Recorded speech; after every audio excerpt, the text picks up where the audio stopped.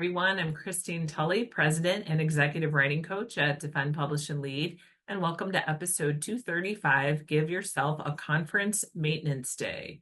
I came up with this idea a couple of summers ago where I decided I really did not have a good grip on figuring out how to decide what conferences I'm attending, where all the logistics for conferences go, where are those calls for papers, what did I do with that information about the hotel that I need to stay at for the conference, and all the things.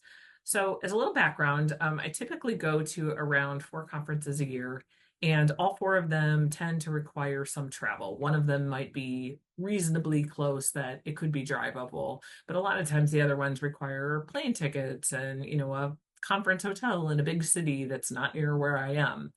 And one of the ways that I decided to think about conferences a few summers ago was just in the name of some summer maintenance when I had time to think about it a little bit. I always update my CV, usually at the end of every academic year. I know I probably could be doing it a little bit more, and we've done some episodes on CVs.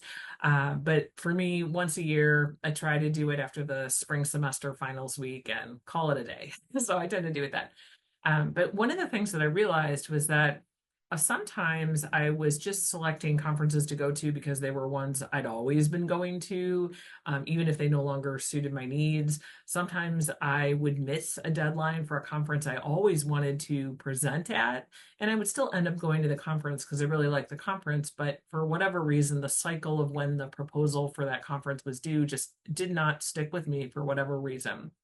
And so, what I'm going to talk about today is just a couple of practices I put in place that have just made the way I deal with academic conferences in terms of actually like making sure I submit to things I want to submit to, I attend the ones I want to attend to, and then I'm actually staying where I want to stay to go to these conferences. I've got a couple of tips that I think might be helpful.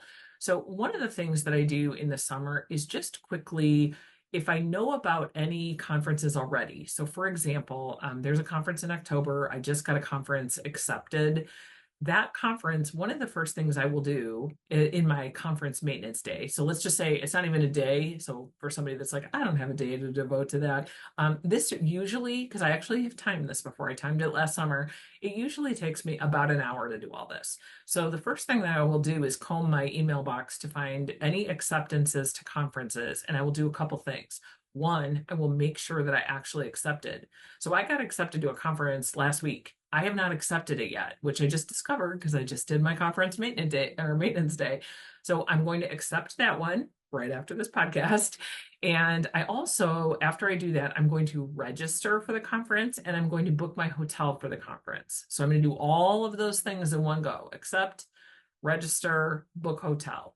And one of the reasons I'm doing that is one of the things I've realized in my academic life. With conferences, I used to like to stay at a hotel near the conference hotel, but not in it. So I wasn't always waiting for an elevator, and it's always cheaper. And sometimes another hotel was a little bit nicer.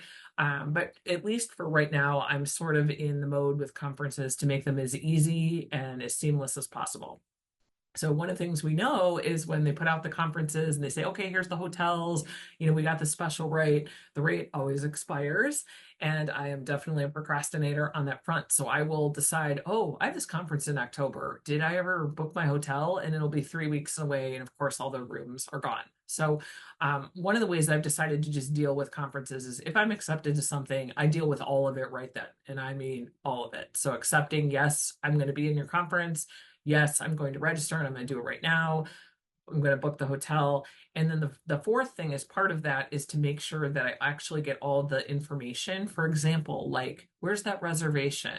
I will usually put it in my calendar so the reservation will pop up where it needs to. It's a little extra labor, but I've been so thankful to kind of my past self for doing that when I pull into a city and I'm like, where's that reservation? I can't find it. That's a good way to go. Other things that I will do that are helpful is I will sometimes even put in a note in my calendar, maybe 6 weeks ahead, 4 to 6 weeks ahead, a note about making the slides for that conference or any preparation I need to, any work I need to do.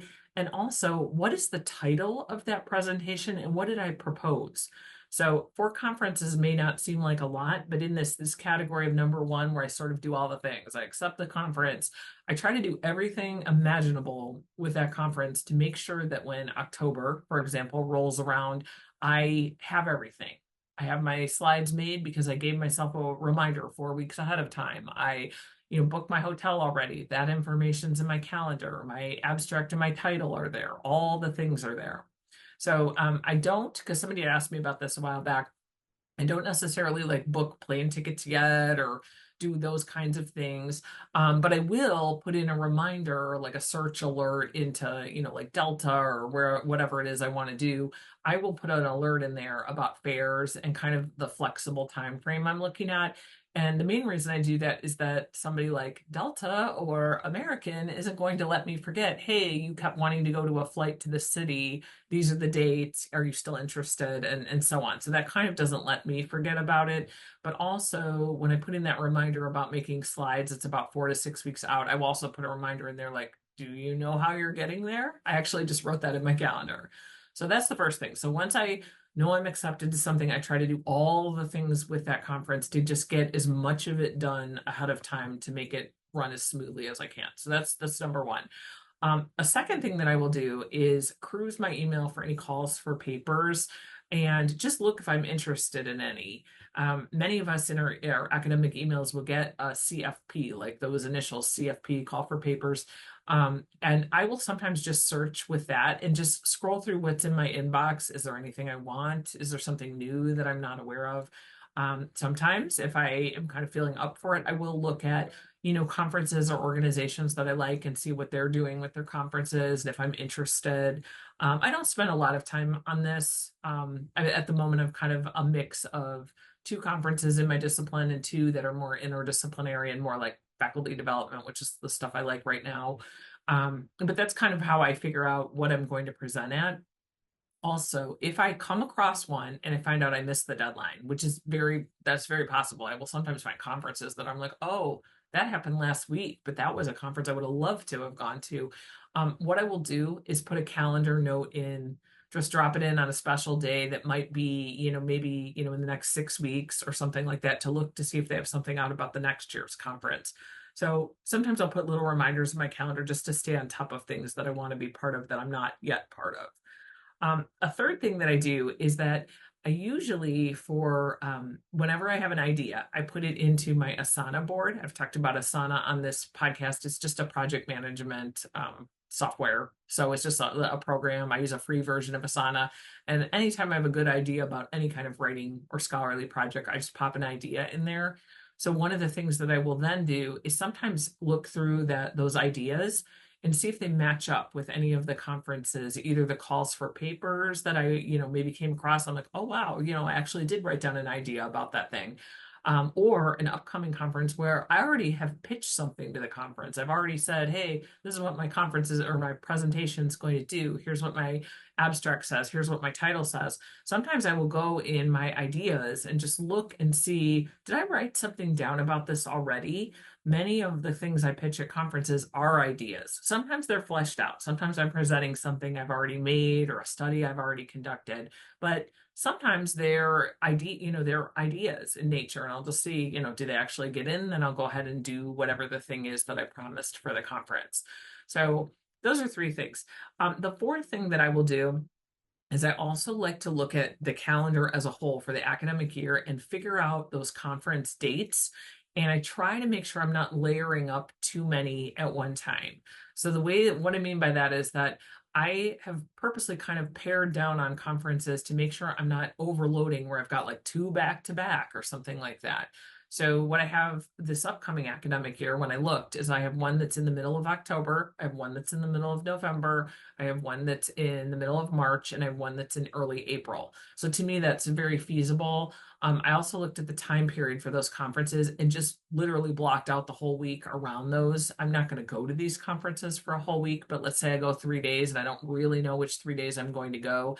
I purposely blocked off that time in my schedule so that I can't get booked into other things that are going to have to be moved because I'm at a conference.